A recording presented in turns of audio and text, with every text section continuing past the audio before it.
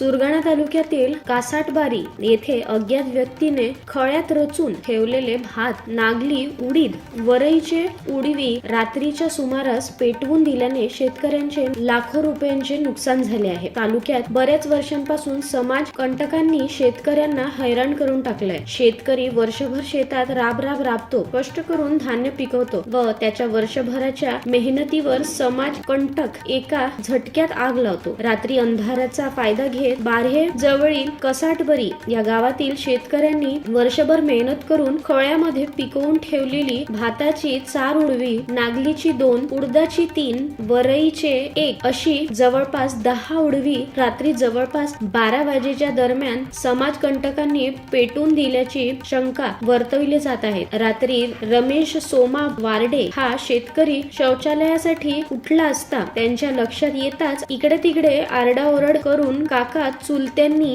गावातील लोकांना बोलवून आगीवर नियंत्रण आणण्यासाठी प्रयत्न केले। आग विझवण्यासाठी पाण्याची आवश्यकता होती, परंतु पाण्याची जमवाजमव तर केली, पण आग विझवता पूर्ण अडवी खाक झाली। यामध्ये जयराम वारडे, रंगनाथ वराडे, रमेश वराडे या शेतकऱ्यांचे लाखो रुपयांचे नुकसान झाले आहे। याच प्रकारची घटना मागील वर्षी याच परिसरात कासाटबारी गावामध्ये शेतकरी भागवत गावंडे व पातुबाई पवार यांची भात, नागली, वरई, उडीदाची उडवी पेटवली होती। लक्ष्मण बागुल, जनमत लाईव्ह न्यूज, बोरगाव।